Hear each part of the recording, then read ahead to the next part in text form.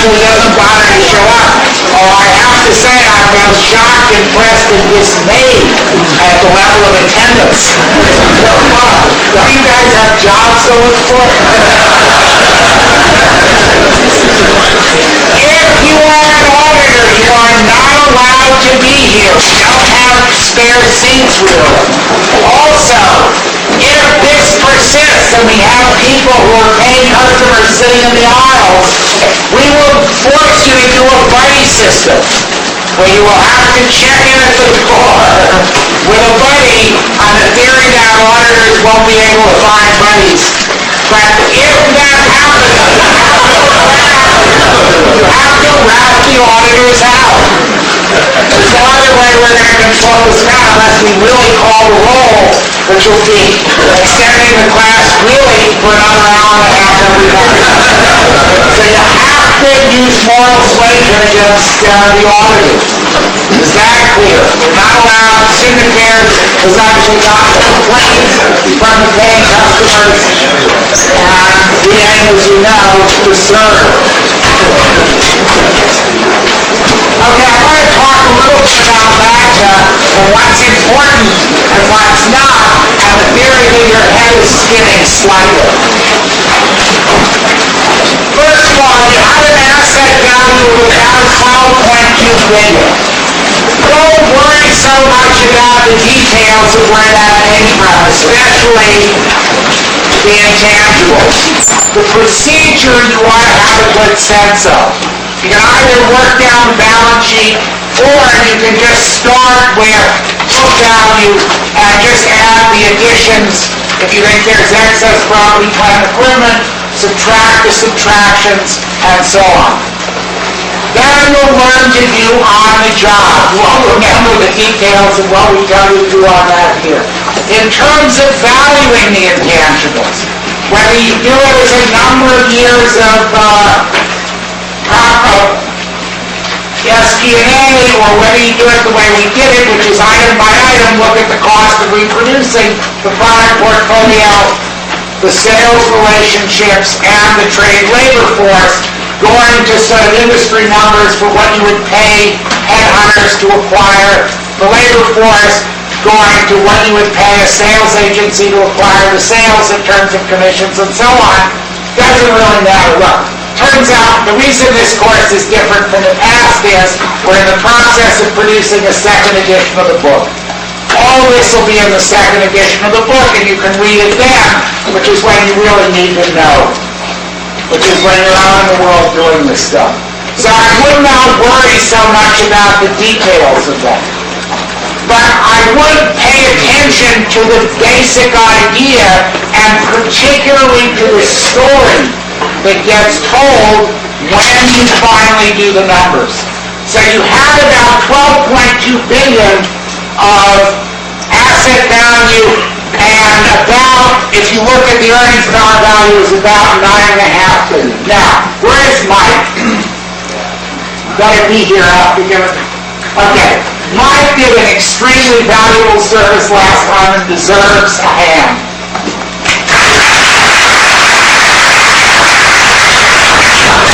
I want to show you how easy it is to do Mike's impairment.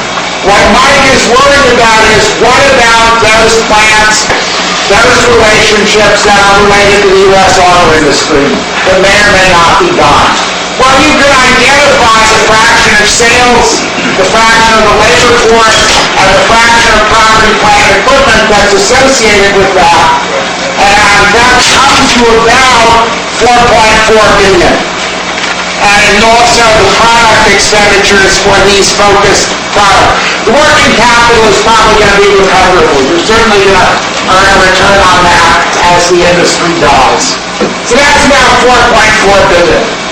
One fraction of that realistically, and don't go nuts here, Ron. I need you as a stooge here. You think realistically is going to be impaired? Looks like 50%. You learned obedience. The U.S. auto industry isn't going to go away that quickly. If you want to see what it's like, the British auto industry died. The French auto industry has been dying for years. God knows what's keeping the Italian auto industry alive. You have a lot of data that you can look at to sort of tie this down and get away from the fears that say, this is going to be such a catastrophe, I'm going to put zero on this. So if it's about half of that, this is about half the capital, because the other half of the capital is in Europe for companies like Daimler and so on. The life memorial impairment is about $2.2 billion. The asset value starting out at 12.2, you're left with about $10 billion and an earnings power value of 9.5 billion.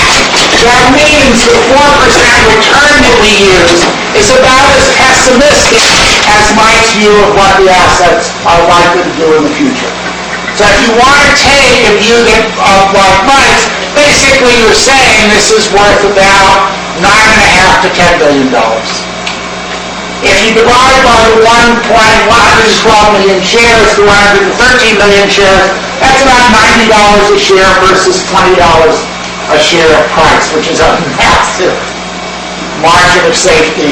Then, it's not so massive now, but again, you always want to compare the margin of safety to what's available in alternative investments. There are meant to be, I think, a lot of uncertainty. Mike did a very good job of identifying one of the central uncertainties here. So once you've got the basic structure out, now, what story does that tell? Are there wasted assets here? Is the Stronach family in all its glory comparable to the Clowns at Hudson General? And I think you'll see the answer is almost immediately no. That earnings power value is very close to the asset value. It's not a difference like you see at Hudson General, where the asset value is $130 million and the earnings power value is $40. Discrepancies like 12 to 9 or 10 to 9.5 are not really significant discrepancies within the limited degree to which you can calculate this.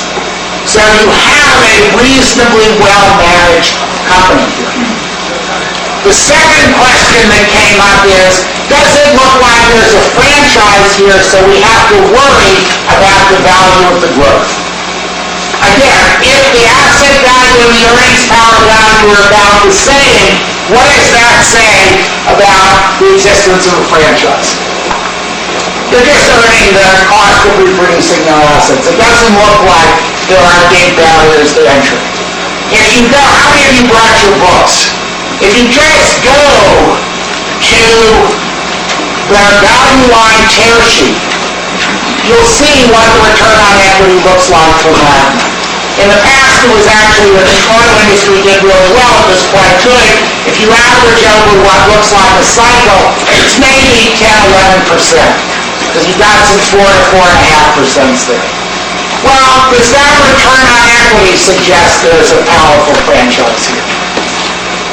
No, it's not really. It's about what you'd expect. It's a very risky business. We want at least probably a 10% return on the equity, even though it's highly unlevered. So the LOE is okay, not great. And again, that's consistent with the asset value equal earnings power value, and it's a reasonable story. Is there share stability here? And that's, again, something you want to look at.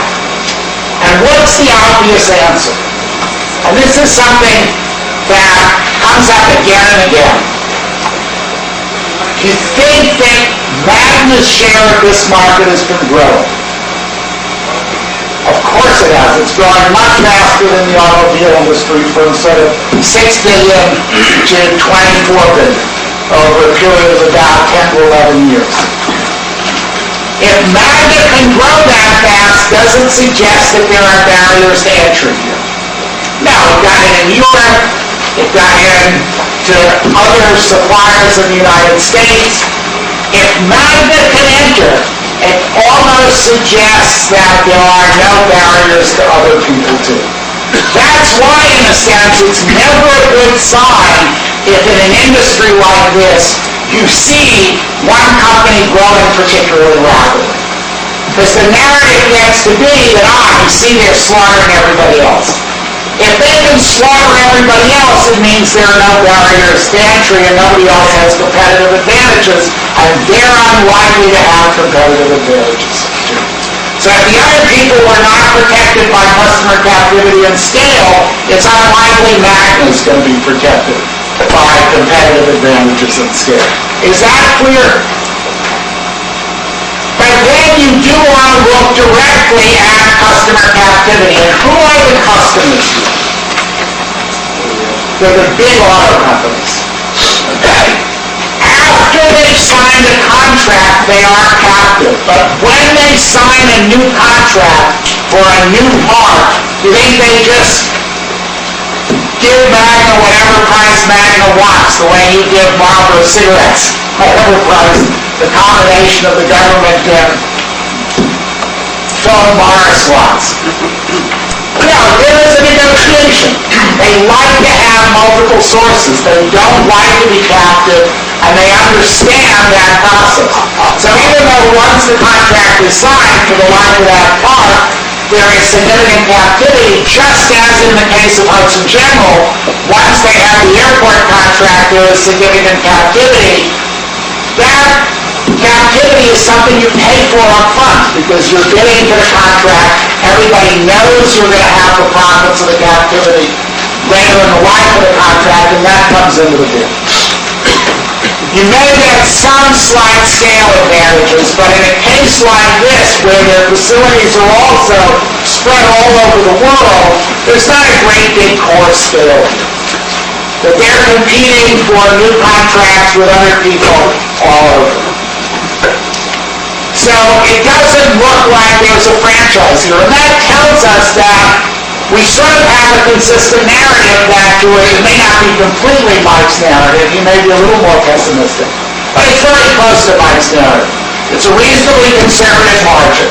It involves a reasonable write-down in the assets. And there's no franchise here to create value from growth. What you see is what you get. It's worth about $10 billion. How many people thought it was worth buying at $2.2 billion? Everybody. Because he's also getting $1.7 billion in cash. Today, what is it, Mike? 55? I don't know, it was up today probably. Okay, so it's 55 to 60. The margin of safety is small, but again, it's smaller for everything that's available. And the notion that the global car industry is going to die has really substantially receded as companies like Ford, God help them, have actually made a profit in the face of their union.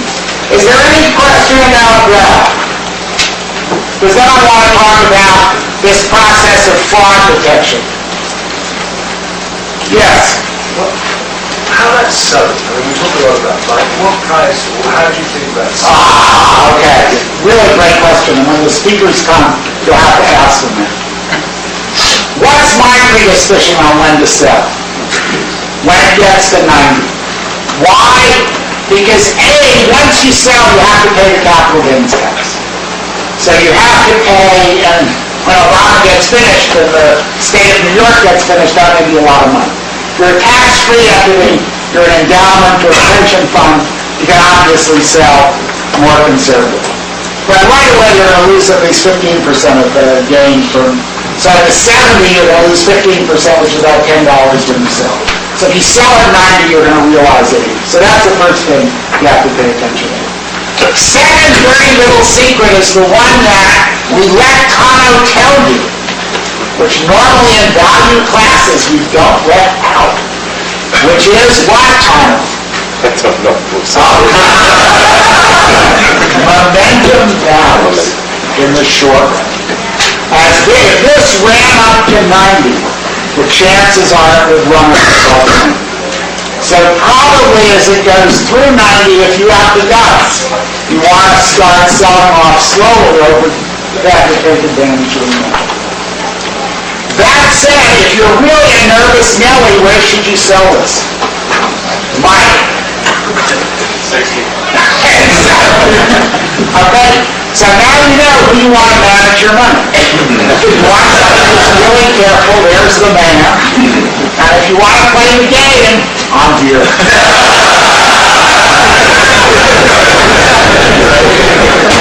All right, any other questions? Yes.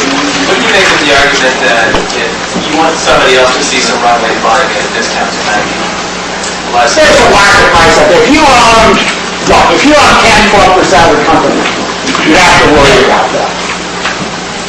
Because you'd be, take a month to undo the position, you'd be a large share of daily volume, you want to have a liquid market, you don't want a market that's sort of turning. But if you're a small fraction of the company, you're like less than 10% of daily volume, you're not going to have any trouble. But if you see it as being a fundamentally $90 stock, you'd have to bet that somebody's going to see Do it. you think people never pay $110 for $90 stocks? Yeah, I'm sure they do. But Especially if they've quadrupled in the last year? I have a lot of history on them.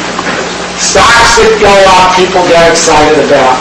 And as long as the market is there, I wouldn't worry about not being able to sell it. Now, the sentiment can turn. I mean, clearly, the more expensive that stock is, the closer it is to that $90 value, the more money you've got at risk. But I think that's the fundamental judgment you want to make. I don't think you want to be in the business of doing favors for the people on the other side of the trade, right? They're not going to help you out. Suppose you don't sell it at, you sell it at 80, and it goes to 120. Try calling those people up and saying, how about you give me another 20? Okay? I would just figure out how much risk you want to take, how much of a margin of safety you want to take, and unless you're a big fraction of the company, I would just live with that. Are there any subset of questions about this? All right, so the last thing I want to go through, because I think it's worth doing, is this process of fraud detection. I don't want to talk about it with the complexity of the magna numbers up there. I just want to give you an example, because I think that's what you'll remember is the simple version. So what's the number that's the bottom line of what a business produces? It's the profit. And if the accountants have done their job well, that profit ought to be what they can give you in cash at the end of the year without impairing the position of the company. That is, while putting it back in the position it was at the beginning of the year. So you want to start with the profit, but you want to ask the question, is that reported profit an honest profit? So you've got to start asking the question, where did it go? Strictly speaking, if this was an no-growth business, it should all go all down into your pocket. That they should distribute all of it, because it should be the distributable earnings. So start with what they pay out. So say they report a profit over 10 years, because year by year they can do a lot of manipulation. So you add up all the profits from, or 5 or 10 years from, say, 1999 for 2000 to 2009, or from 2005 to 2009, which is 5 years. Suppose that comes to 1.5 billion. First thing you want to do is ask, how much of that did they distribute in dividends and net buybacks? It's really hard to fake that. If they say, we paid this dividend, and you're a stockholder and the check got lost in the mail, and you call your friend, and he says, oh, I didn't get a check either, those guys are going to get caught. They're not going to last as long as Bernie Madoff. And Bernie Madoff, got asked for money, he delivered it. Okay? Suppose you add up the dividends and net buybacks, which is buybacks of shares minus sales of new stock, and that's 500 million. Well, that means of the 1.5 billion, you've accounted for 500 million of it. You know where 500 million of it went. Okay, what's the next place it could go that you should have reasonable confidence that it's there? And the answer is net cash. So look at the end of 2009 at cash minus debt, and look at, say, if you're doing a 10-year thing at at the end of 1999 in cash minus debt and see how much that net cash increased. And if it increased by 500 million, you know where another 500 million went. If it decreased by 500 million, it means you better find out where another 500 million went to. So the second thing that's very hard to fake, and the only case I know where somebody has faked it successfully is Greenwald, and that's because the Italians aren't artists and accounting isn't everything else. Now this is a reasonably reliable number. Is that clear? So suppose that's gone up, the net cash has gone up by reduced debt or they've accumulated debt by 500 million. How much of that punitive profit over 10 years do you still have to account for?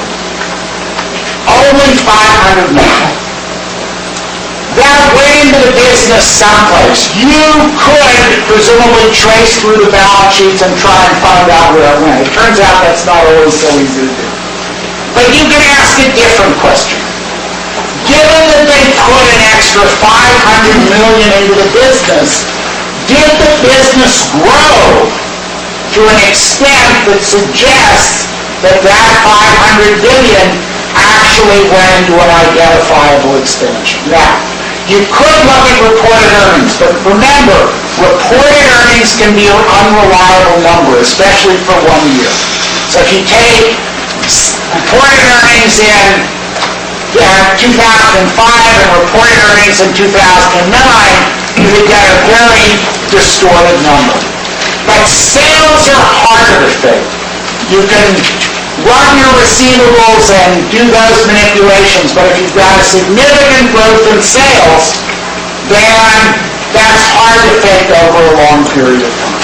So suppose in this case, you look at the growth in sales, and it was about $5 billion over the period where 500 million net went into the business. Does that suggest almost immediately that the 500 million is being put to good use? Yes.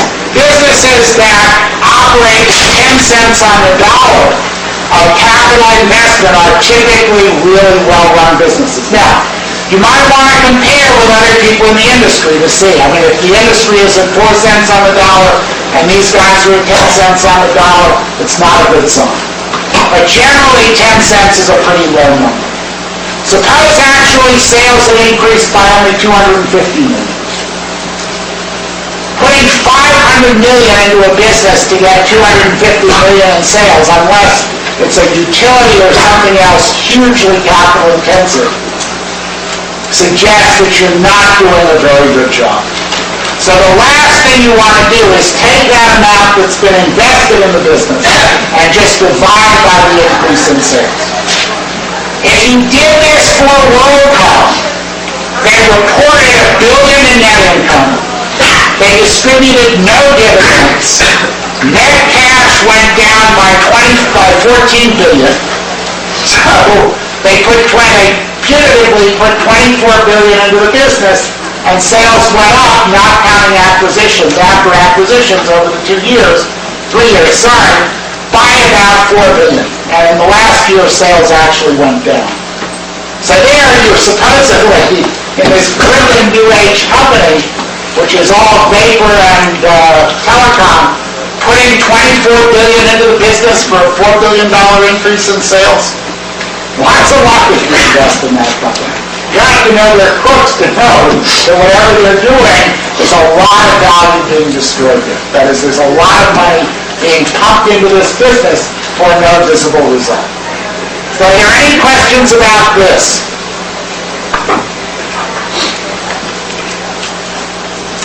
Or is it completely self-evident? And it's a simple thing to do. And it's a matter of keeping track of what numbers are hard to fake. Okay? Any other questions before we go on to talk about how to evaluate growth stocks? Yeah. Did you use capital expenditures over that time frame? No, because they can fake it. How's that? Oh, they say they take their operation, this is what WorldCom did. They take their ordinary repair and maintenance, expenditures. So what happens to their reported maintenance costs? They are zero. So what happens to their reported profits? Remember, you can fake capital investment more than anything else, because you can fake depreciation and you can fake what you call investments in equipment, because it's very hard to audit, especially for software and intangibles, which are now around. Focus on the things where, why are dividends, and let me put it this way, if you want to develop a measure like this, why are dividends and buybacks hard to fake? Go ahead.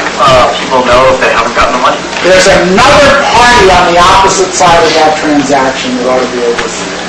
But there's the recipients who know if they got the money or not. Why is net debt hard to fake? Or net cash rather hard to fake?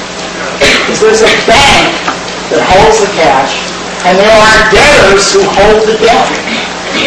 And it's just, there's another party who sees very clearly what those transactions, what those numbers should be. So they're hard to fake. Why are sales hard to fake in the long run?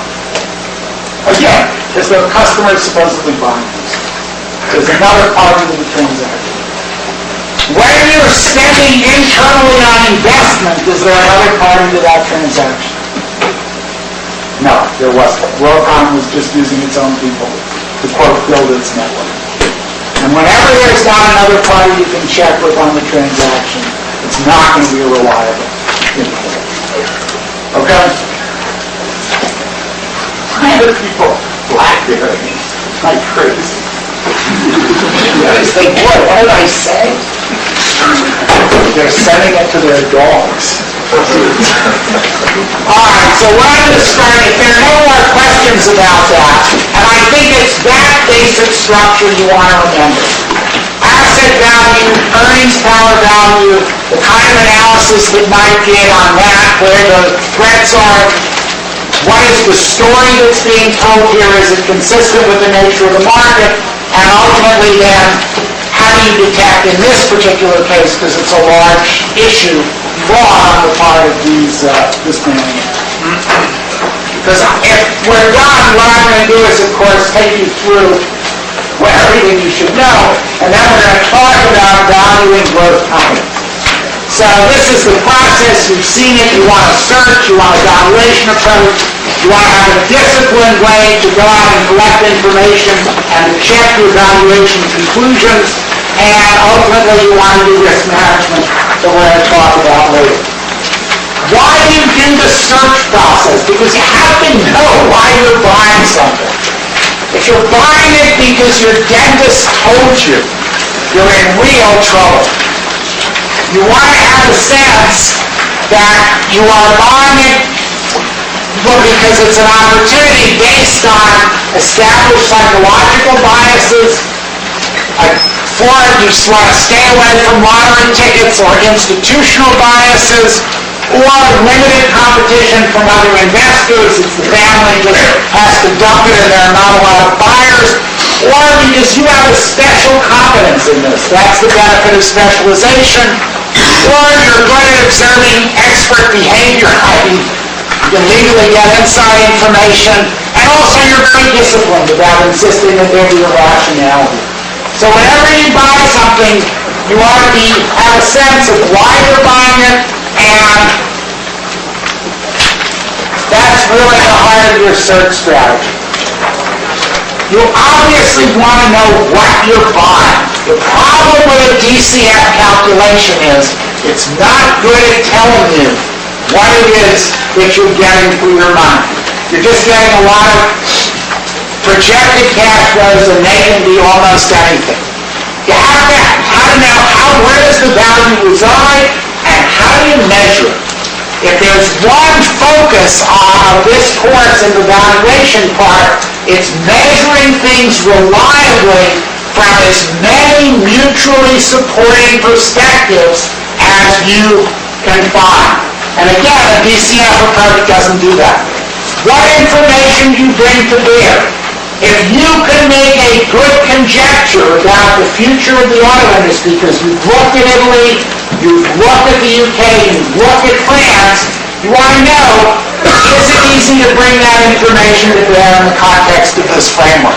And there's both qualitative and quantitative measures, and also how reliable ultimately are these measures of valuation. You want to have a feel for how reliable our $130 million valuation for Hudson General was, and what do you think the errors probably were on that, reasonably? Absolutely at most plus or minus 20 million. But you have that really pinned down fairly accurately. In terms of Magna, what do you think the likely errors are? Probably plus or minus 2 billion. They're probably substantially higher because, of course, we don't have the kind of detailed information, and we don't have the benefit of a buyer for most of it for cash and almost half the value in basically cash. So you want a valuation process that enables you to know what you're buying. Basically, what that consists of is an asset value, an earnings power value, and you're going to defer the consideration of growth until today. Ultimately, when you've done those two things, you're either in this situation, which is Hudson General, you're in this situation with Magna, where you can buy it because you're getting a $2.2 billion price, which is way below this, or you're in this situation, which is what we're going to talk about today. If you're in this situation where the assets really don't matter much, where you've got competitive advantages that give you outsized earnings that you hope are sustainable so you can pay for them, the crucial thing to understand is the sustainability of those earnings. And if they're not protected by assets, they've got to be protected by barriers to entry, and we've talked ad nauseum about what they are. Proprietary technology or resources, captive customers, and ultimately economies of scale. Whether it's network externalities or fixed costs. When you go to look at those, remember, you have to look at it on a market-by-market basis. Anybody who tells you this company has 6% of the global market, or this company has 25% of the global market, is wasting your time. You want to know individual market by individual market where they make money. The classic case of that, who's the biggest cell phone vendor in the world? Cell phone company in the world? No, I mean not the having the systems operators. It's basically Vodafone. Vodafone is a British company. Does that mean they're profitable in Britain? No. Their market share in Britain is 25%, and they don't make that much money because it's all over the place, and they have to have facilities all over the place. Where do they make their money? Italy, where they're close to 50%, in Germany, where they're 40%, and in countries like France, where they're 10% or less, or God help them, although they didn't do this stupidity, if they were as dumb as Deutsche Telekom in the United States, at 5%, they're never going to make a penny there. So remember, you have to look on a market-by-market basis. If you can look regionally, you want to do that. Large global markets are very difficult to dominate. Typically, you want a company that dominates local markets, either in product space like Microsoft, Intel, and the pharmaceutical companies that have specialties, Pfizer, who decides they're only going to do blockbuster drugs, surprise, surprise, and dominate the global markets, turns out to be a disaster. Or in geography like the cell phone companies and the retailers. Now, today, we are going to talk about buying growth companies. What you have to understand is this is the unsafe sex of the investing world. And you have to be comparably careful here. Remember the data that Kano showed you. People who invest in growth indiscriminately typically underperform. That the data indicates investors systematically overpay for growth. So you want to be very careful. It is the least reliable element of value. It's really where you don't know what you're buying because it's all out in the future, and it's extremely highly sensitive to the assumptions. We're going to talk about that problem. Historically, value investors wanted the growth for free. For a franchise company, if you read the early Buffett letters, he would pay full value for the current earnings power of Coke. When he bought it, it was at 12 times sustainable earnings. It's about an 8% return, which is about the cost of capital of a big, safe company like Coke without any debt or any significant leverage. So he bought the earnings power and he wanted the value of the growth for free. Increasingly, because value tends to reside here, you're inevitably going to have to look at it, and you want to look at it properly. The first thing you have to know is that in growth, there are two basic forces at work. First, a growing stream is worth more than a stable stream. No question about it. If I have a stream that's $1 this year, $1 next year, $1 the year afterwards, I'm not going to be as rich as somebody who has $1, $1.06 next year, $1.12. But, and this is what everybody forgets in their excitement over the first factor, almost always you have to invest to support the growth. So the distributable part of the growing earnings stream at any moment in time is less than the distributable part of the earnings for the non-growing stream, and it's less by the amount you have to invest to support the growth. And the question is, where do those two forces balance? Where does growth on balance create value? Where does it not create value? And where does it destroy value? And it turns out that if you look at growth properly, it's really easy to tell. And you've seen this slide and so forth. By the way, any of you ever become teachers? The hardest thing to do is to repeat yourself over and over again. Because the tragedy of being a teacher is until you get to be really experienced, you listen to yourself all the time. In my last years at Wesleyan, I'd stopped listening to myself. So in fact, I was really a perfect teaching machine. Except that once I was writing on the board and I realized I was going, ha ha ha. And another time I realized I was talking and I had completely lost track of where I was on the lecture. And so I said to them, where was I? They said, you were here, and I knew immediately and just went on. Even the best students only listen about 40% of the time. So there's real value to repetition, and you've got to just power through it. So you have seen this chart before, but it bears repeating.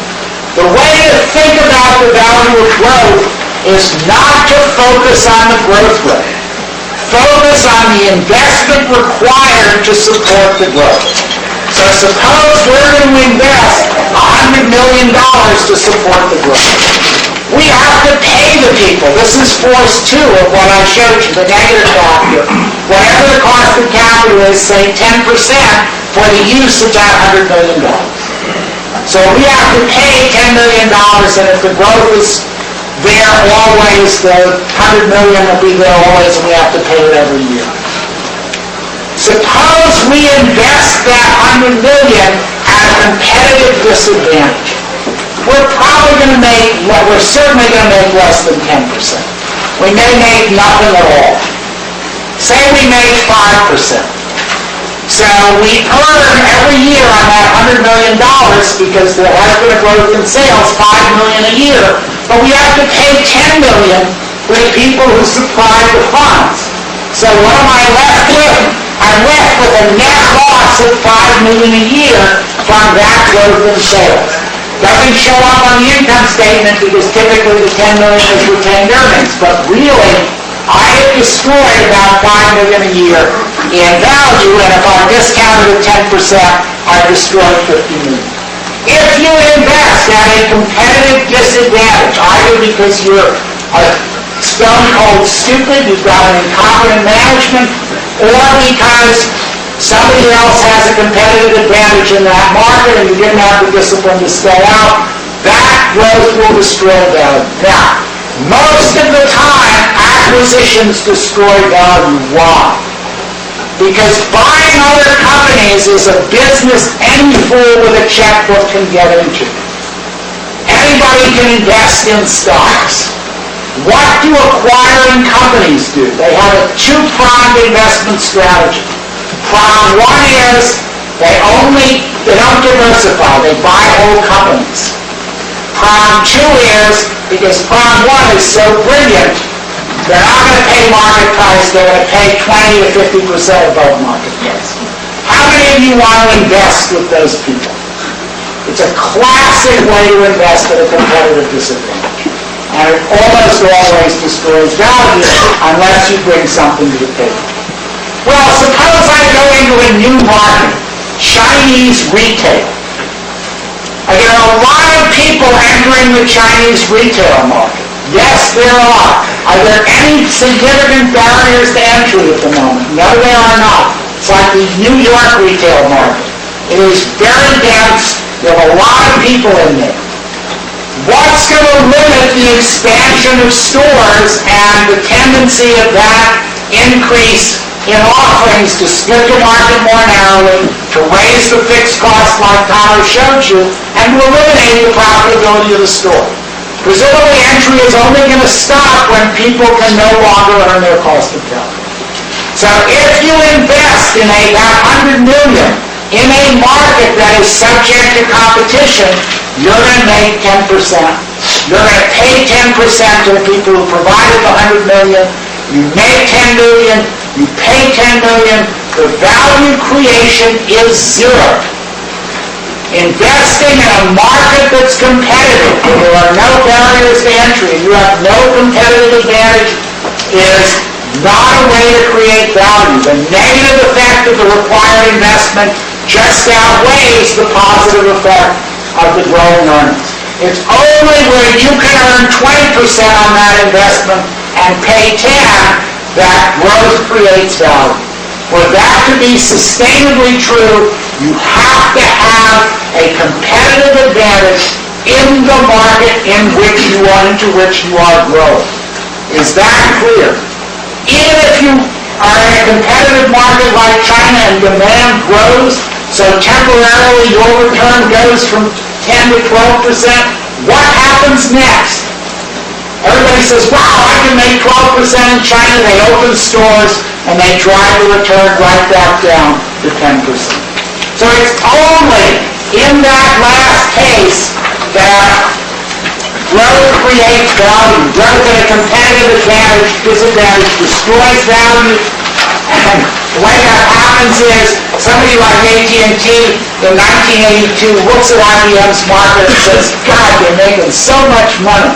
I wish in that market, I'm going to get into that market. The reason they're making so much money in that market is because you and people like you can't get into that market. And it's a real Groucho Marx problem. They lost $200 billion over the course of their career trying to get into that market and failing. And you will notice the original AT&T is no longer with us. They got eaten by one of their children, which is Bell South. And the same will happen to you. What about a level playing field? When Walmart first went into New England, until they got scale, does not create or destroy value. It's only franchise growth that creates value. In terms of what you see when you get to your earnings power and asset value, it's here that growth creates value. Now, also in general, unless the growth is high, I don't want to talk about this a lot because the formula is in the book, and the detail of the formula is not something you want to pay attention to so much as the message here. What's across the top is the return on invested capital divided by the cost of capital. So if your cost of capital is 10, the first column is if you earn 10% on your investments. The second column is if you earn 15. The third column is 20, 25, and 30. Down the side is the ratio between the growth rate and the cost of capital. So again, if the cost of capital is 10, The 0.25 means that that market is growing at 2.5%. If it's 0.5, it means the market is growing at 5% and then 7.5. The thing to notice is the real value creation is all down here. Around here and across low growth rates, there's not big value creation. You'll only start to pay high multiples with high growth rates and very powerful franchises. So the first thing you want to keep in mind is it takes a lot of growth to justify an outrageously high multiple. So growth is both often not valuable, and even where it is valuable, it is usually less valuable quantitatively than people think it is. Then the question is, if I'm going to go ahead anyway, and I want to value growth companies, how can I do it? And the problem is this: there are two ways that you can do this. We're going to have to confront the problem of growth. We cannot. These slides, by the way, you don't have. They will be around. They will be put on Angel. Is it Angel or is it Boss? Angel is it? They will be on Angel by certainly Thursday, I hope. So what you've got is the ratio of the value of the price is equal to the cash flow times 1 over the difference between the cost of capital and the growth rate, which is the value, divided by the price. And typically what you want is that value over the price to be greater than some margin of safety. That is essentially, by the way, that term, the cash flow times 1 over R minus G, is what you did when you did an NPV. It's just doing the terminal value right up front. And if you do a detailed cash flow NPV, it's not going to be all that different. There is another way to do this. Significantly, we told you not to do it in 6301, and we were wrong. And that is to say, let's not look at value to price. Let's start with what it means to have the value to price be substantially greater than 1. And all I'm going to do is multiply both sides of this equation by R minus G. That surely is just high school algebra. Well, so if the value is greater than the price, it means that the cash flow return is greater than the difference between the cost of capital and the growth rate. If I bring the growth rate I add the growth rate to both sides of the equation, it cancels out here, and what I get is that the cash flow return, the distributable earnings return, which is the cash flow divided by price, plus the growth rate, has got to be greater than your cost of capital. That's another way of looking at the same problem. So you can look at it that the value has to be greater than the price, or the total return, the cash flow return plus the growth that drives capital gains, has got to be significantly greater than your cost of capital. That is basically an IRR approach, yes? Can't you also look at return on invested capital? Hold that thought. This is basically the terms of the investment. The return on invested capital will determine what the growth rate is and will determine to some extent what that cash flow return is. But I think we want to look at the simple basic things first and not do sort of complicated calculations that vary that factor. We're going to return to that basic factor. We're going to look at the return on invested capital in some detail. Okay? Just bear with me for a second. All right, so I can either approach it this way or this way. Now, the fundamental problem is this. When you relate growth rates and costs of capital to value, the curve is a hyperbola like that. If you're down at the bottom here, where there's no growth and a reasonably high cost of capital, making a mistake in R doesn't make a big mistake in valuation. If you're down here, small mistakes in your estimate of the growth rate and the cost of capital lead to large mistakes in value. If you want to just see an example of some numbers,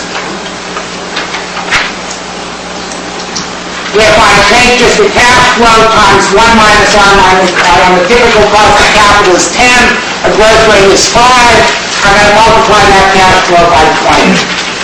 If the growth rate is 4 and the cost of capital is 11, which is just a 1% mistake in either direction, then it's 1 over 11 minus 4%, which is 1 over 7%, which is not 20, it's 14, which is more than 50% less. If I have a 1% mistake the other way, so the growth rate is actually 9, the cost of capital is 9 and the growth rate is 6, I have 1 over 9 minus 6, which is 1 over 3%, which is 33. Small mistakes in those estimates of R minus G lead to large mistakes in valuation. Once you recognize that fact, which of these two measures is going to be better to use? This is one where the changes in the growth rate and the cost of capital have a huge effect on your measure of value and a huge effect on your margin of safety. If this is the way I do it, how does the growth rate and cost of capital enter? Linearly, and on opposite sides of the equation. The growth rate is 1% higher. What does it do to the return that you get? Just goes up by 1%. The cost of capital is 1% higher or lower. What does it do to the required return that you're going to compare that return to? It just raises it or lowers it by 1%. So it is the second approach that is far more transparent for this dangerous business of valuing growth stocks than the way we taught you. In fact, you are better off doing an IRR, it turns out. As complicated as the formula looked when you did it in 6301, than you are doing an NPV. And when you look at Warren Buffett, the way he values these stocks is he looks for a target return and a margin of safety between that return he thinks he's going to get at the existing market price and multiple and what his cost of capital is. In his case, the target return he looks for is 13%.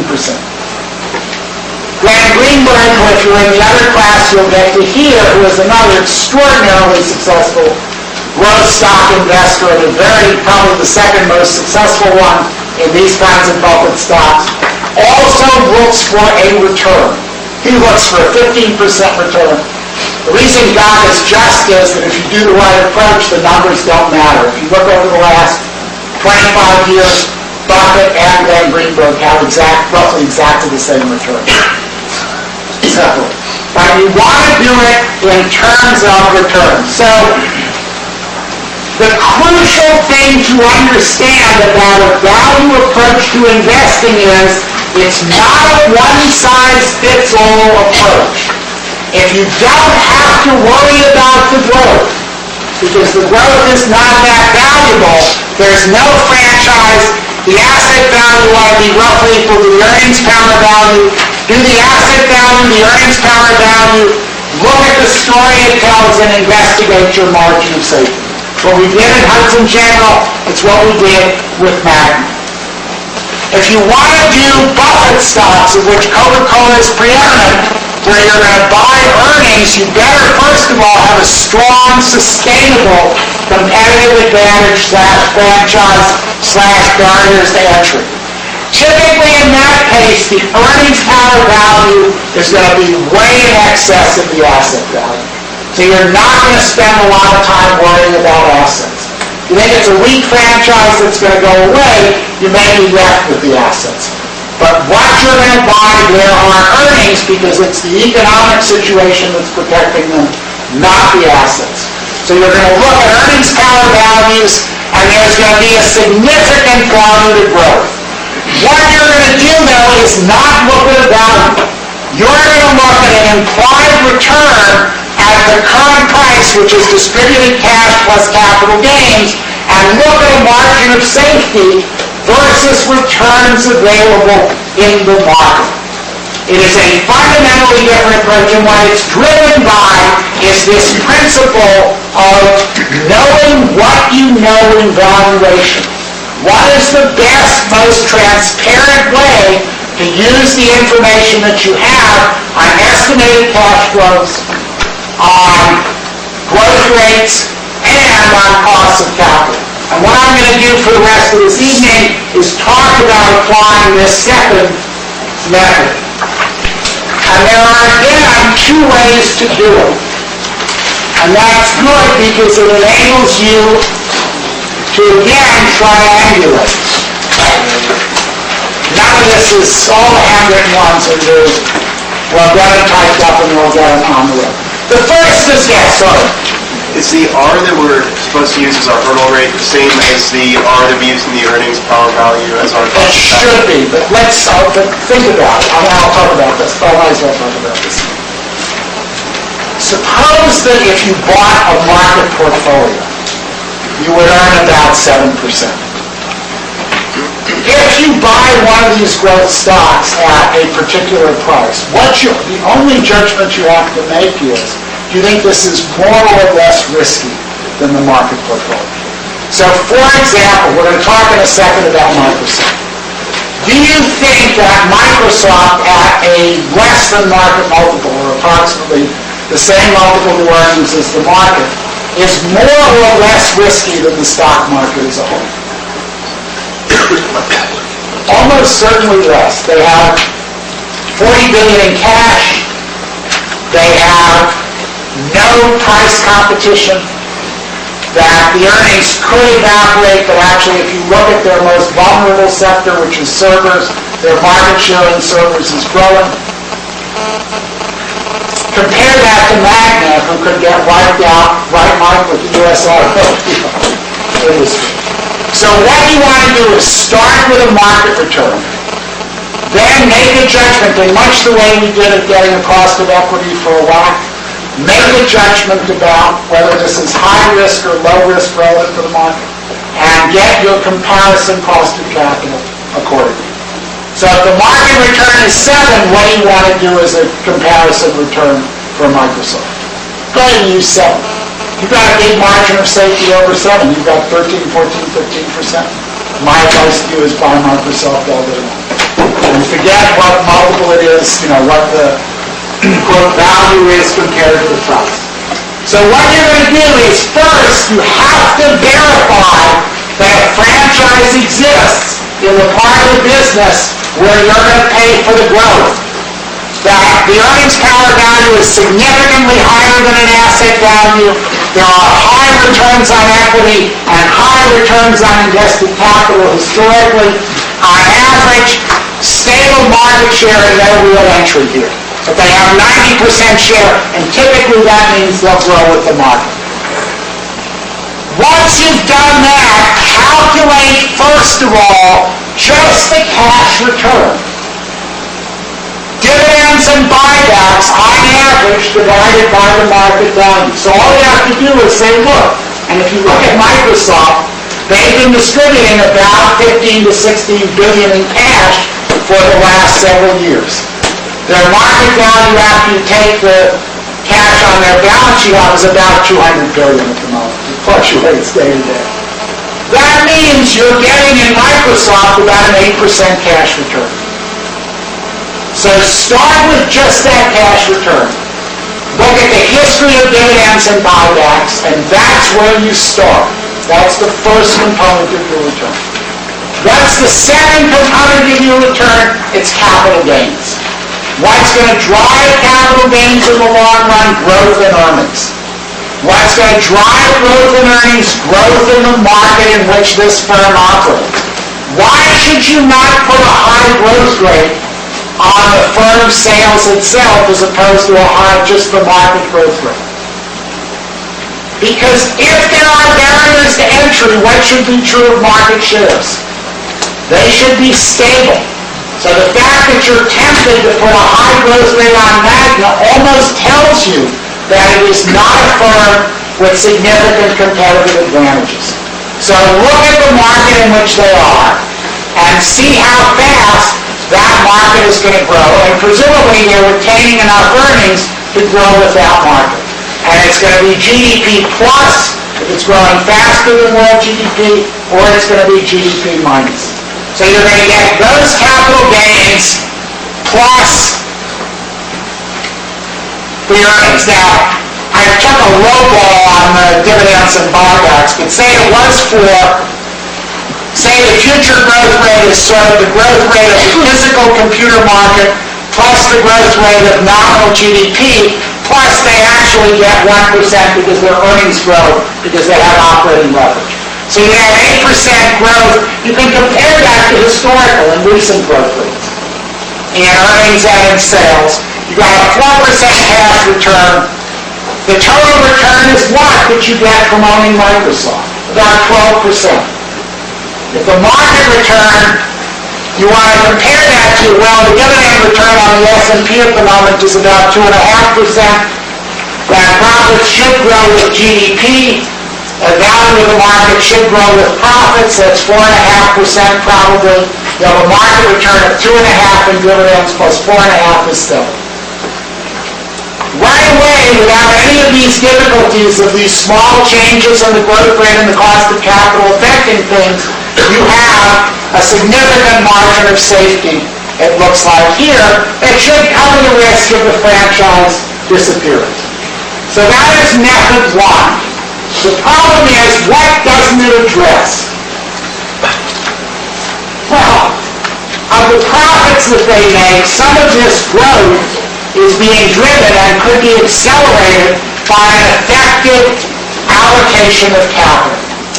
So you want to take a look in detail at what they're doing inside the firm with your money and see the implications of that for the return. Now here is actually the Microsoft return. So when Microsoft was at 17, by the way, just in this was at low buybacks, it was 6.5. The volume growth was 4. They had some significant pricing power of 2.5. The operating leverage, if you looked historically, was about 1.5. Then you had about 8% growth. It's a 14% return in those days. The dividend return on the S&P was about 3.5. 4.5 growth is 8. So you have 14.5 versus 8% when Microsoft was at 17. In fact, it's actually a little more than that. It was about a 15 to 18% return if you really look at it here. And we're going to do that in a second. That kind of return you should be happy to get all day long. And sooner or later, if you're getting that kind of return, the market return is at 7%, and Microsoft is trading at the same earnings return or distribution return as the market, what's going to happen to Microsoft's multiple? It's going to go up. So you're probably also, in the long run, going to get some appreciation. The second way to do this is to do it another way comparable to the way you can do the overall market return. So to start, again, you've got to verify the franchise is there. If the franchise is there, you're not going to look at these return values. Then calculate the earnings return. Get your earnings power correct for things because dividend policies can change and be unstable to some extent. You'd like to have a feel for starting with the earnings ability of this enterprise. Start with an earnings return. Not now with the dividend immediately. That earnings return is going to get divided into two parts. First, they're going to give some of it to you in cash. And sometimes companies like American Express have stated policies. American Express expects to distribute about 65%, or almost 2/3 of their earnings in cash.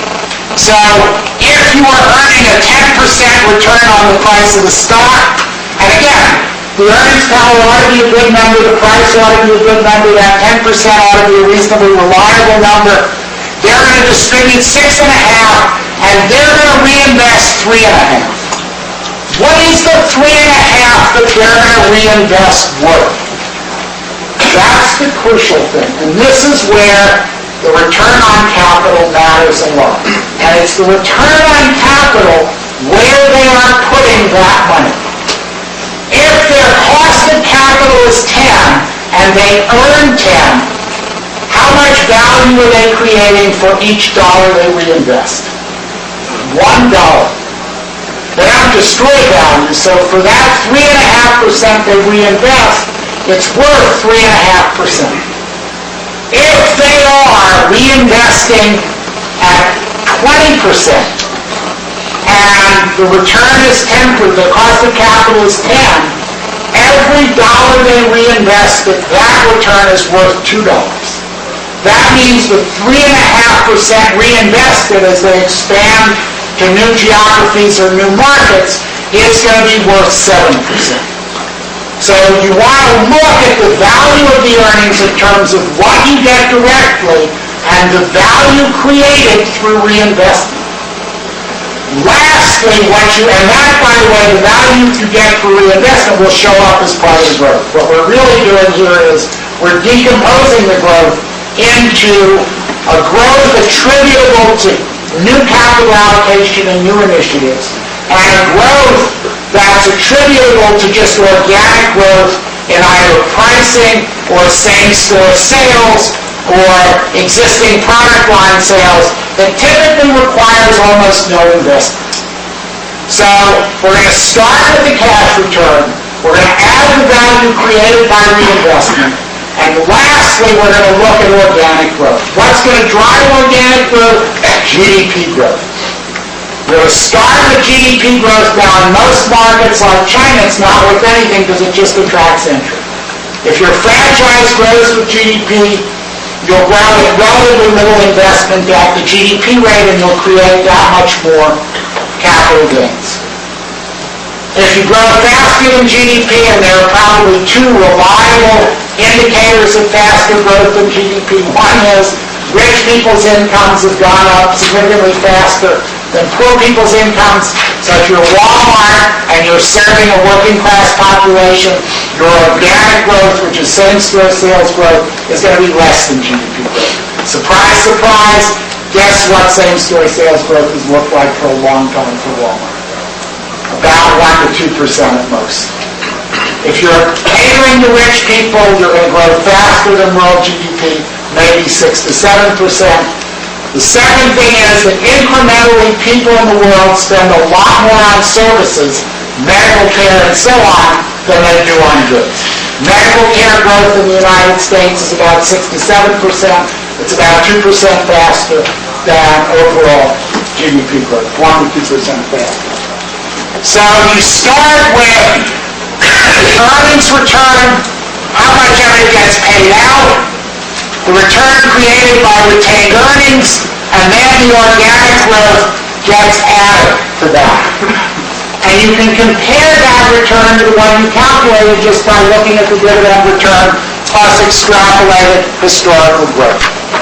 So suppose they don't create any value by reinvestment, that the earnings return is 6.5%, and this is, by the way, the market. The market return is about 16 times sustainable earnings that the S&P is trading at. It's obviously trading more richly compared to recent earnings. So the market return in this case is about 6.5, which is 1 over 16, 17. The thing you get on top of that is just inflation. Because for real growth, you have to reinvest some of those earnings. Inflation is maybe 1.5%, so you get 6.5 plus 1.5, which is 8. Notice that's a slightly higher estimate than the one we got as dividends plus the growth in GDP. In general, that recently has been the case. But what's a good average measure of what the alternative market return is today? It's about 7.5%. And you're looking for a decent margin of safety of above 7.5. That's the average of the 7 we calculated before and the 7.5 that we calculated here. The hard thing here, but the thing that is so informative about this approach for growth companies is that it focuses you on how effectively are they allocating capital? And that's something Buffett talks about all the time. The first approach doesn't really do that. Here you're going to do a lot of research on allocating capital, and I thought I'd show you just what that research would look like.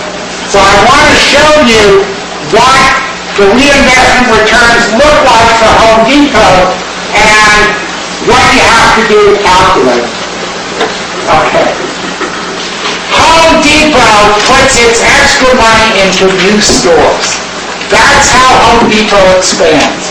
Same-store sales growth just really requires a little bit of inventory. And that's offset by accounts payable, so there's not a lot of investment for same-store sales growth. Same-store sales growth is your organic growth. You have to know the economics of a new Home Depot store to understand how much value they're creating by store growth. So the first thing you need to know is that in its mature state, a Home Depot store typically sells $34 million a year. In its first year, it sells only about $24 million. In its second year, about $27 million. In its third year, $30 million. Its fourth year, $32 million. And it takes 5 years to get up to scale. If you look historically, those numbers were actually given by Home Depot in its glory days. Home Depot's gross margin is about 40%. So on the $24 million in sales, they make about $9.6 million in gross margin the first year, up to $13.6 million when the store is mature. That's also a number that you can actually get from their financials. Overhead per store is about $10.2 million. And that's a number that people pretty much know, which means that the operating income per store, the first year they lose $600 million, the second year they make $600 million, then $1.8 million, then $2.6, then $3.4. If you convert that to after-tax at about a 1/3 tax rate, it's minus $400,000, then plus $400,000, then plus 1.2, plus 1.7, and 2.2. To set up a store takes about $14 million in investment in fixtures and so on, local advertising to start up, and about $1 million in working capital. And as sales grow, of course, the working capital grows. So your investment is $15 million the first year, up to 16.9. If your cost of investment is about 10%, to cover that investment, you have to pay yourself $1.5 million in the first year, 1.55 in the second, 1.59, which is just 10% of what's invested. If you look, therefore, at the real economic profit, you have an actual accounting profit of $400 million. To justify the capital invested, you should have a profit of $1.5 million. You are, in effect, losing $1.9 million the first year. The second year, you're losing $1.15 million, then $0.39, then you go to profit. At the end of the day, you make about $500 million a year. The mature store, over and above its cost on working and fixed capital, creates about $5.1 million in value. But if you blow up the losses along the way, because you've got to cover those and you have to pay the 10% on the losses along the way come to $4.7 million. So what do you make on that $15 million investment? At the end of 5 years, you make about $400,000. You discount back to the present, you make around 1.6% pure economic profit. So does new store opening create any significant value above the capital invested for Home Depot? No, it doesn't, but it doesn't destroy value. And that's an important thing to recognize. There are areas where Walmart, especially overseas, destroys a ton of value. But you can see that this is information you really want to know about if you're paying for the future of Home Depot. Does that answer your question on return on invested capital and how it plays in? So basically, what you see is what you get. What they retain in earnings, they create that much value, they don't particularly destroy value. Okay, so you have two ways to get at what these returns are compared to that market return of 7 to 8%. One is just look at distributed dividends plus some measure of historical growth. The other way is to break it down, look at the distributed return, look at the growth generated by reinvested capital, because that's forward-looking, and look at the growth from organic growth and things like same-store sales growth. What I'm going to do is actually ignore the Cisco, or I'm just going to do 3 of these. These are all what look like franchise stocks that people got very excited about when the market started to break, say at the middle or the end of 2007, say early 2008. There's Walmart. They have some slight customer captivity. They have huge local economies of scale. American Express. There's a lot of habit formation and credit card use. They have some economies of scale in marketing and negotiating with high-end merchants. You've got Gannett, which is local newspapers, a lot of customer captivity, and huge local economies of scale. If you look at their ROEs, they tend to be well above their cost of capital, especially if I took out the cash, so that by that standard, they seem to be franchises. Also, they tend to dominate their markets. People are typically not moving in on Gannett newspapers. They have 100% market share locally. Walmart's share locally has been very stable. American Express's share of high-end credit cards has been growing slightly, but not as much as they'd like to think. So here's Gannett in December 2007, where a company that had always sold at 20 to 25 times earnings and then got down to 16 to 12 was now selling at 8 times earnings. Why is that a bargain? Again, if you did a discounted cash flow, you could fairly easily justify that in terms of a cost of capital and a growth rate. If you look at an average operating income that's steadily declining, so let's take the most recent year, it's about 1,651. They were paying about 32.5% in taxes. You have excess depreciation of about $114 million. So you've got a net operating profit after tax of about $1.2 billion. The market capitalization was $6.9 billion. They actually had quite a lot of debt. They had some cash. The net debt was $2.8 billion. So to buy the whole enterprise and get that $1.2 billion in no debt would have cost you about $9.76 billion. That is about a 12.6% return. In terms of multiples, you're paying about 8 times net operating profit after tax. And the question is, how many people think that's a lovely return for something like a newspaper? And people at the time bought newspapers, including people who should have known better. Because if you thought about the standard valuation techniques, they showed that an 8 times multiple was pretty reasonable in terms of the difference between the cost of capital and the growth rate. They retained about a quarter of the profits, so the cash return was a quarter, 3/4 of the 12.6. So if I take 3/4 of this, I get about 9.4% cash return. They reinvested 3.2%. You think they did a good job? They had a lot of above average return investments? No. They did stupid internet investments. At best, they destroyed 25 cents of every dollar they reinvested. So of the 3.2% they were reinvesting, they were maybe creating 2.4% of value. So basically that 12.6% was worth about 11.8% in value created. Why is it less than the 12.6? Because you're destroying value with some malinvestment. At what rate do you think this franchise is shrinking? And remember, when franchises shrink, you don't get asset recovery. What do you think the organic growth here is? It's at least 7% a year. This is going to be half the size it was. Plus, you're going to lose operating scale at a minimum. Profits are going to shrink here, and remember, your earnings driven are 7% a year. If that's the organic growth, and there's no real capital recovery to offset it, I start with the 11.8% and I subtract the 7% organic growth. What's the return here? 4.8% per year.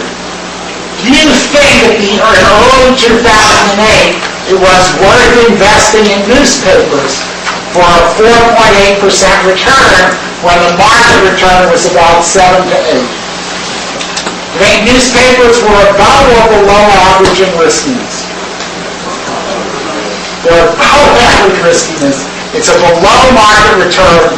There's not really a lot of uncertainty about that. There's no way in the world any of those numbers are going to get you above the market return. So what was the problem with everybody who was excited about buying newspapers at an 8 times multiple? They looked in a space where the imprecision of the valuation estimates supported that stupidity. If they had looked in the return space, they would have seen immediately, as Warren Buffett did, because one of the students who went out from this class in the past to ask him about newspapers, he said, what are you going to do about, what's the future of newspapers? Because all these supposedly smart people were investing in them. And he said, if I didn't have an emotional attachment to them, I'd get rid of them all. And that's presumably because he understood this calculation. Now, you ought to have a sense that this is much more revealing than an 8 times or a 6 times or a 4 times multiple. Because it tells you at an existing multiple exactly what return you're getting.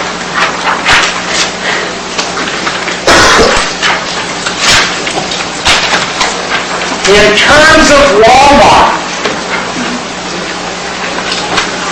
it was trading at about, this was done a while ago, so Tay has it's trading at a no-count return of about 7%.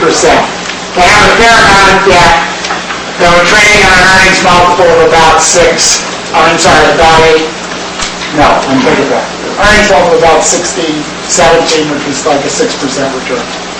The net count was a little higher because the debt was cheaper. So you have about a 7% return that you're getting if you bought the whole enterprise after tax. The dividend yield was about 2%.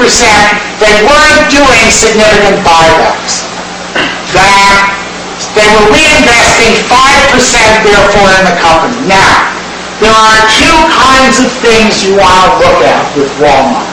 There they were doing 2 separate things with your money. With about a third of it, they were investing overseas. They were doing things like buying Asda in Britain at an inflated price at probably about a 5 to 7% return at best. They were doing things like opening up in Germany and Japan where things were almost a total loss. If their cost of capital was 10, they were probably making at best half that for the third that they were spending overseas. If you did the same analysis on store openings for Walmart, what you got was about a 20% value creation. By the way, the difference between Home Depot and Walmart and why even with cannibalization the new Walmart stores were worth more is that Home Depot did not do any regional infrastructure. Home Depot ran, and has only just started to change, every single store as a one-off store. So they didn't concentrate the way Walmart did on regional economies of scale. And because they had the regional economies of scale, and they've been reasonably careful to open in regions where they already have the infrastructure, the incremental return was about 12% on, or actually I think higher, it was about 15% on those stores. If you took the average 1/3, 2/3, it was about a 12% return on a 10% cost of capital. So of the 5% reinvested, you were getting $1.20 in value for every dollar reinvested. It's worth about 6. The organic growth, GDP looked like it was 4. They're low-income customers. They sell goods rather than services. Their organic growth was likely to be 1%. So even though it was selling at this historically low multiple of 14 times, You have a 1% organic growth, a 2% cash return, a 6% reinvestment return that could easily go down if they decided to get stupid again about international expansion. You have a 9% return.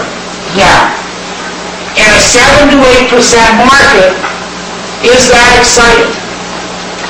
No, but is it a bad stock to invest in?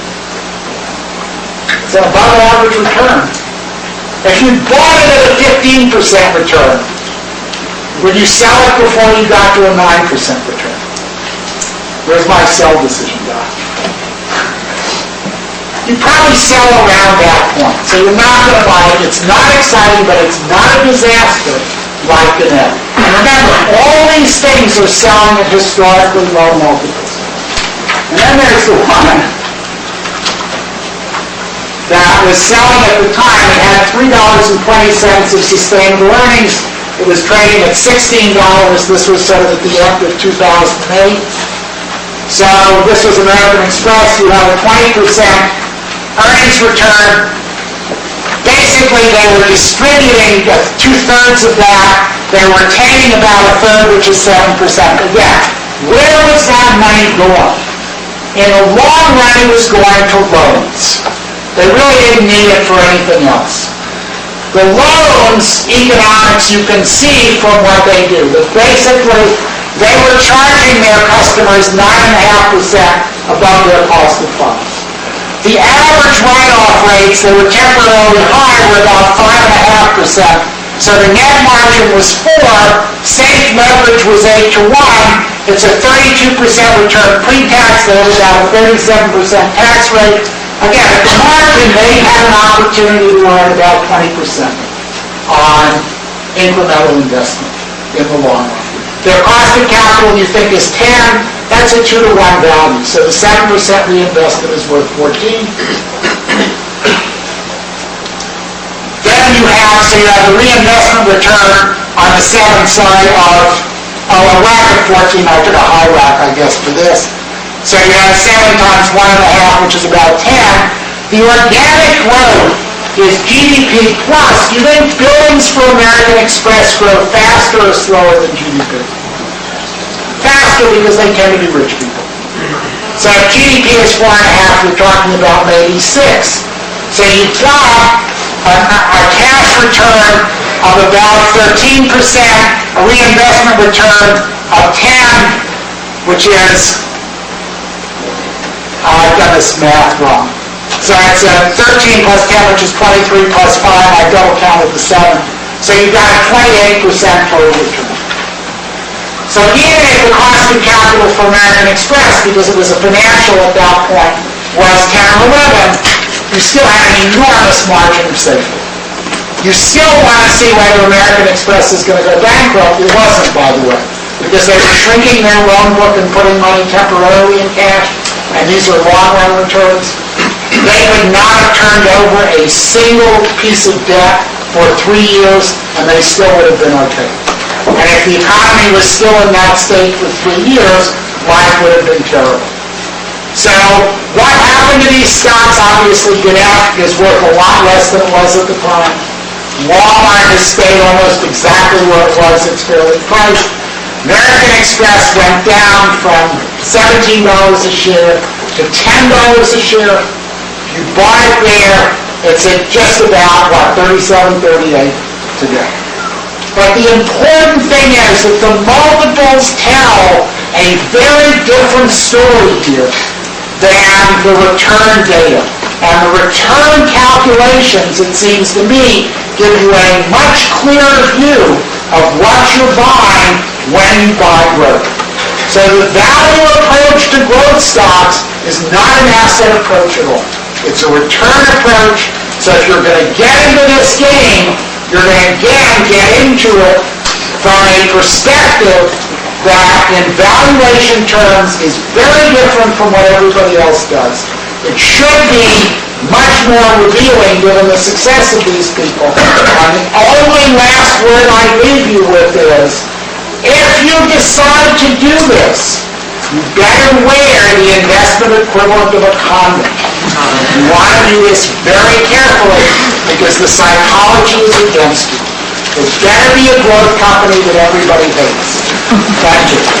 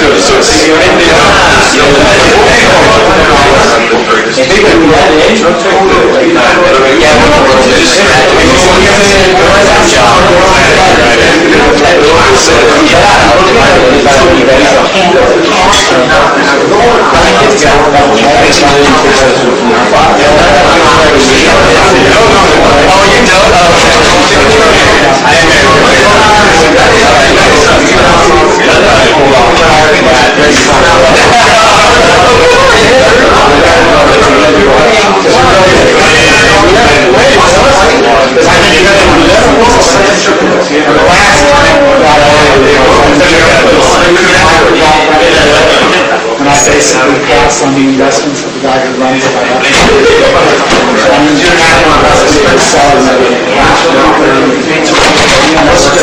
It was 1,200 all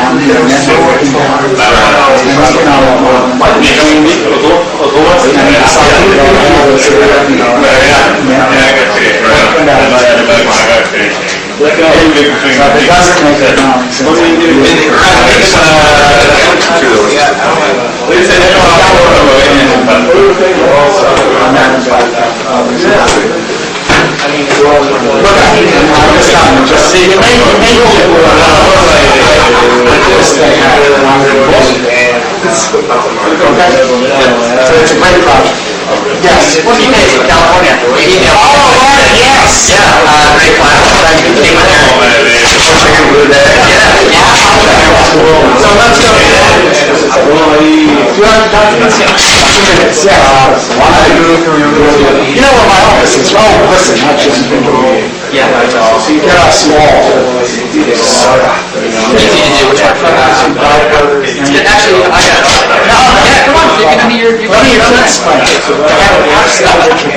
I might be the richer person. Trust me in this case. Well, I can honestly like you. Anyway, all right, good. Please, So you'll show up there. yeah, what do You gotta come up with it. You're gonna come up with it, or, you know, show them where my office is. I'll be in there. And then,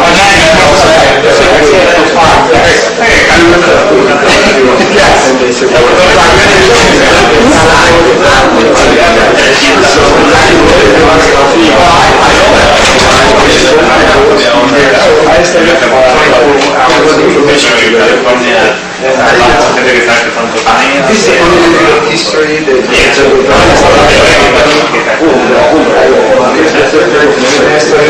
the analysis, the one you read the book about the, I couldn't do the internal investigation. I think the whole information is consolidated. It should know.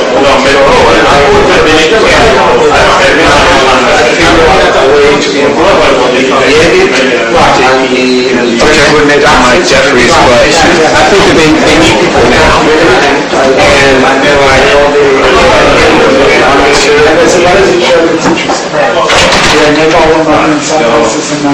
Basically in Chile.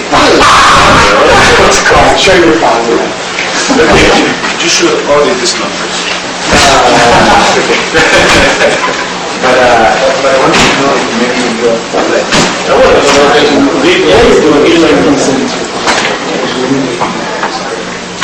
After you turn it into the final paper, which you're going to do as soon as the closing is over. Because, you know, we'll give out the signing prize later, but you can turn in the paper early, then we can talk about it, because I'm not going to Okay, because what I have so far is like the part of the economics of strategic behavior, your competition demystify group, and now I'm going to start working on the value investing group. Although I already read it, I finished the book yesterday, but I've been learning a lot about my own company, by the way. So, Okay, thank you very much for that.